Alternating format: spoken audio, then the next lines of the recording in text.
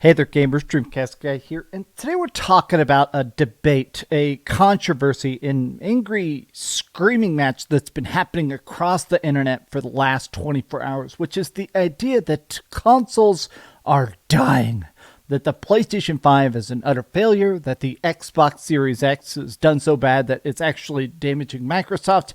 People even seem to be dismissive of the Nintendo Switch, and I wanted to just sort of chime in because I do like console gaming. I've put thousands of hours into my PlayStation 4 and my PlayStation 5. I've put a bunch of time playing stuff on Game Pass, and of course I've spent a lot of time traveling with my Nintendo Switch, but I do have to admit that PC gaming is growing way faster than any other market right now. I mean, it is wild to actually consider. It's just interesting to see stuff like PC sales tripling when every other system is kind of stagnant, or even stuff like, I think honestly the future of gaming is stuff like the Steam Deck, a basically portable console that's powerful, that's cheaper than a Nintendo Switch 2 and already has your Steam library. But I wanted to take a look at some hot takes and some anger and sort of the origin of this debate, because I think that consoles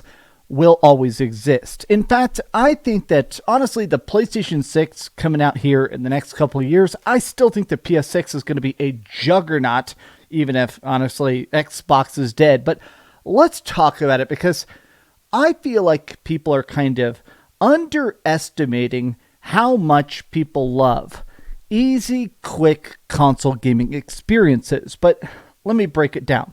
Hi, hope you're having a great day, and if you could please give this video a like and subscribe if you haven't already. Okay, so this is sort of the genesis of the debate. I saw this sort of stirring up last night, and people were actually mad, but this is Destin Legarie. This guy worked at IGN for, I think, 13 years. For 10 years of that, an entire decade, he was on one of the biggest Xbox podcasts.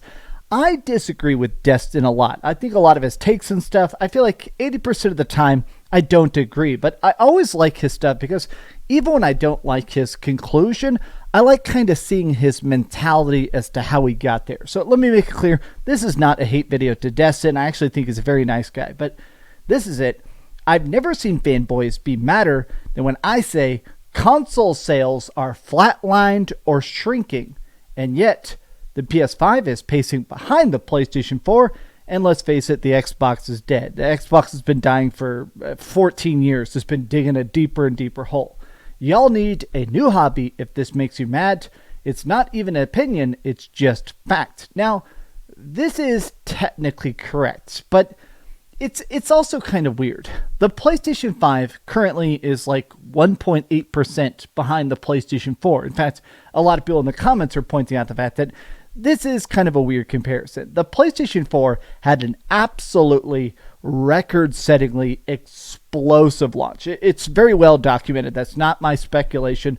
There was a lot of controversy at the end of the Xbox 360 because the Xbox One was supposed to be always on. It had a camera aimed at your balls. It had a lot of features that people just did not want. So there was a huge demographic of people that went from Xbox 360 to the PlayStation 4.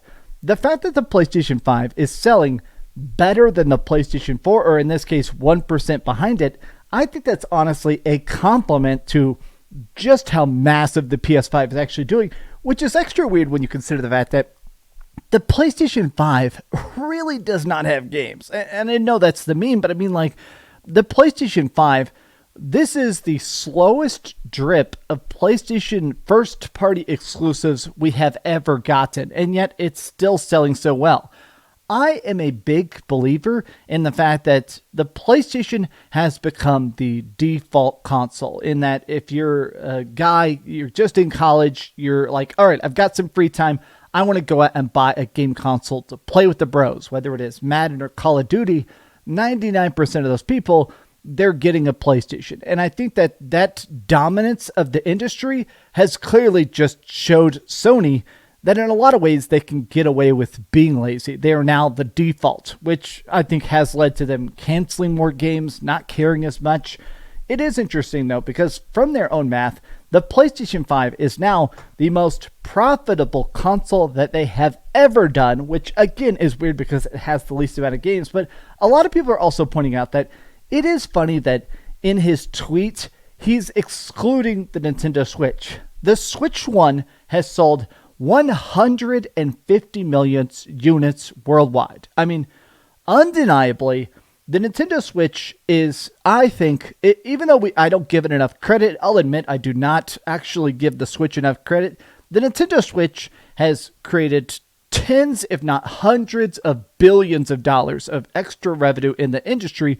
And the reason why is because I think the Nintendo Switch convinced a lot of non-gamers to pick it up. Oh, it's Mario. Oh, it's Zelda. Oh, it's Kirby. Oh, it's Animal Crossing while you're traveling. The Nintendo Switch, I think, was a good gateway drug to get a lot of people to want to try it.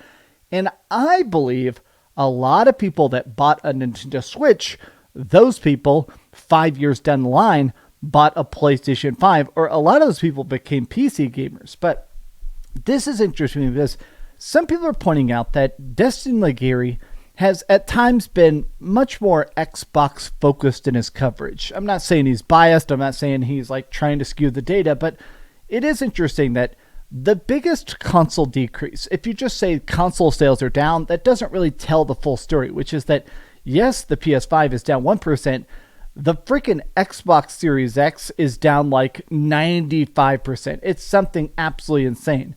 I do think that console sales are going to skyrocket with the launch of GTA 6. But here's the other part of it that I strongly disagree with, and I just don't like this take. Some people, in this case it's Destin, but I've seen some people kind of be dismissive to the importance of the Switch. The Nintendo Switch proves consoles are here to stay.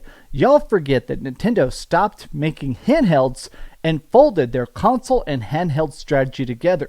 The Switch has not outsold the Nintendo DS. Back in the day, the DS and the Wii console sold 255 million units. The Switch is a console. I mean, undeniably. Look, I've got a 3DS right here. I like the DS. I like the 3DS. I play mine all the time. The Nintendo Switch is undeniably a console. And it's undeniably got, in my opinion, Nintendo Switch fans are, in a lot of ways, the most diehard gamers we have ever seen. There's data that shows that the average Nintendo Switch person buys like 15 exclusives, that's called attach rate. Their attach rate is through the roof. Nintendo Switch people will buy an inferior port 5 years after its original release at full price. And I'm not saying that to act like they're brainwashed zombies. Instead, I'm saying I think that is a testament to how much people really appreciate the power of the Nintendo Switch. Even if it is underpowered, people like it. Now, I think part of this comes down to the shrinking of the industry. I think it's more about stuff like this. I think that, honestly, the big push to subscription models, the big obsession with Game Pass, that's the kind of stuff I feel like is hurting the console industry. Maybe I'm crazy here, but if you're saying this is your Xbox Series X, it's a $600 console, and also if you want the latest and greatest games, you got to pay $20 a month forever, or you lose access to them.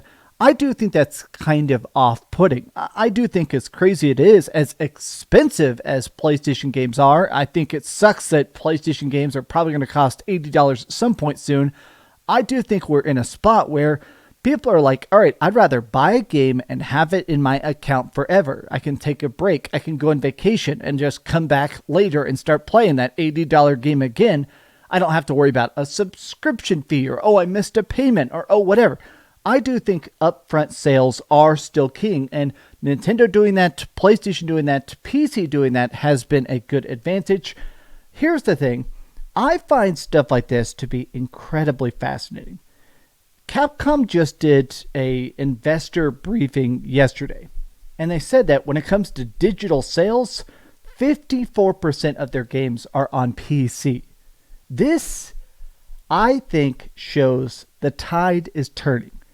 And I'm kind of fascinated to see what this turns into. I do honestly think stuff like the Steam Deck, being so cheap. This is wild. I genuinely think everybody should get a Steam Deck. I love the Steam Deck.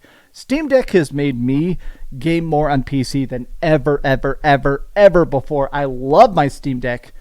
I do think, though, that a lot of these studio closures and stuff, it is the fact that I think that companies are in a spot when it comes to console stuff where they think it has to be the biggest, high-budget, $200 million project. When I see a lot of this stuff, these games are all hundreds and hundreds and hundreds of millions of dollars. And if they're not selling like crazy on your console of choice, then they go bankrupt. Now we're even seeing all these preemptive closures. Yesterday they shut down the studio that's working on the Black Panther game.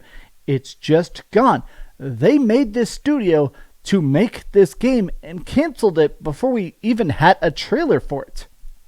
My point is the fact that when I look at a lot of this stuff, I think that PC gaming is growing because PC gaming is more focused on the consumer. Mods, customization, play with any controller you want, do anything you want, play it online, play it offline. You can get it on a Steam sale for way the hell cheaper. Stuff goes on sale on PC faster and for deeper discounts. You can get individual pieces. So if you want to get a cheapo, crappy, open box, lame ass PC from Best Buy, you can, and then upgrade it piece by piece. Oh, now I can get a last gen graphics card for cheaper and upgrade that experience. A better drive, a better piece of RAM. I think that PC gaming is getting more popular, and it's not because consoles are dying. I think that some people are starting to see it as that next gen experience. PS5 still rocks. Xbox Series X still looks great. The Nintendo Switch 2, hopefully it's not a complete bomb. But I still feel like the conclusion that just saying that consoles are dying or shrinking, I just personally feel like that's not quite correct. But I don't know. These are literally just my hot takes based on the data I've seen. Maybe I'm wrong. Maybe we'll see some sort of mass exodus here whenever Grand Theft Auto 6 comes to PC. But as it currently stands, I think there is going to be a PlayStation 6. I think the PlayStation 6 is going to be incredibly popular. And whatever comes after the Nintendo Switch 2 is still going to be a mega hit. But as it currently stands, it's always hard to tell, right? I don't have a crystal ball. But how do you feel about console gaming? And how do you feel about the state of the industry? Tell me your thoughts in the comments down below. And if you enjoyed this video, be sure to give it a like, subscribe if you haven't already, and please keep dreaming. Thanks so much for watching that video. If you want to see something else, you can always click this link to see what I put up last, or, subscribe and see what's coming up next. Also, I promise that whatever I do, it'll try not to suck.